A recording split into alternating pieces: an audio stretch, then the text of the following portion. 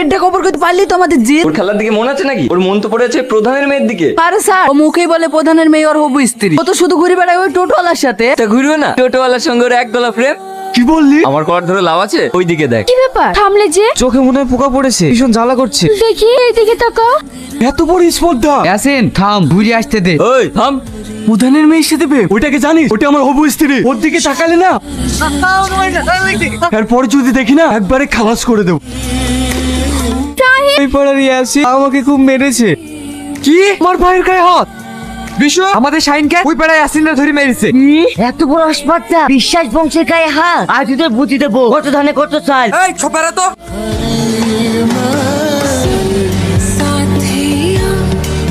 এই চল। চাচা, ওই পাড়ে ছেলে আসিনকে মেরে কি করেছে দেখেন। সেলিমের এত বড় সাহস, মন্ডল বংশের ছেলের গায়ে হাত। শোনেন আঙ্কেল, সব নষ্টর মূল্য হচ্ছে আপনার মেয়ে। ওই বংশের সাথে আমাদের কোনো চলাচল নাই, আর সেই বংশের ছেলের সাথে আপনার মেয়ে করছে প্রেম। সব মিথ্যে কথা আব্বু। ও শুধু আমাকে স্কুলে রেখে আসে আর নিয়ে আসে। মিথ্যে কথা না, এটা কি? ছি, ছি, ছি, ছি, ছি। আজকের পর থেকে তোকে যেন এই ভিখারির বাচ্চার সাথে না দেখি। তাহলে যে আসিনকে নির্মম ভাবে মেরে গেল, তার কি হবে? ওই বংশকে আমি নির্বংশ করে ছাড়বো। তোদের বাড়ি হেসু কিরিত যা আছে সব সামদে। জাহিদ, তুমি আর আমাদের মন্ডল পরে যাইও না। কেন? হাসিনকে মারতে আমাদের বংশের লোক সব খেপে আছে। যাকে যেখানে পাবে সেইখানে কবি কেটে ফেলবে। ঠিক আছে শ্রাবণী, তুমি এখন যাও, আমি বিষয়টা ভাইকে জানাই। শোনো, আমাদের বংশের যতই বিপদ হোক, আমি কিন্তু তোমাকে ছেড়ে বাঁচবো না।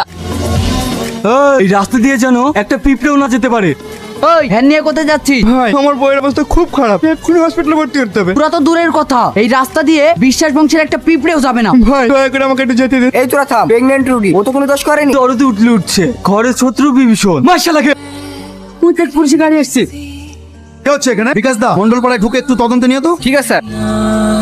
এই বাপ্পা, তুই এখানে কি করে এলি? তোকে যদি কেউ দেখে না ভেঙে মেরে ফেলবে। তাড়াতাড়ি ভিতরে আয়। এইভাবে এত রিস্ক নিয়ে কেউ আসে? আসবো না তাহলে তোর আমার বন্ধুত্ব সম্পর্কটা নষ্ট হয়ে যাবে। বল, শ্রাবণী কোর বাপ ঘরে আটকে রেখেছে, তুই যেন ওকে ভুল বুঝিস না। আমি আসছি। থাম, কিভাবে যাবি তুই? এত রিক্সে তোকে যেতে দেবো না। ভাবি, এই কারে? আমি ভাই শাহিন। ওকে। খালা খালা সন্ধ্যা লেগে গেছে তো, তাই ভাবি বললে একটু এগিয়ে দিয়ে আসতে। ঠিক আছে, খালাকে এগিয়ে দিয়ে চলে আসবি। তুই যেন ওই পাড়ায় যাস নে। ঠিক আছে ভাই।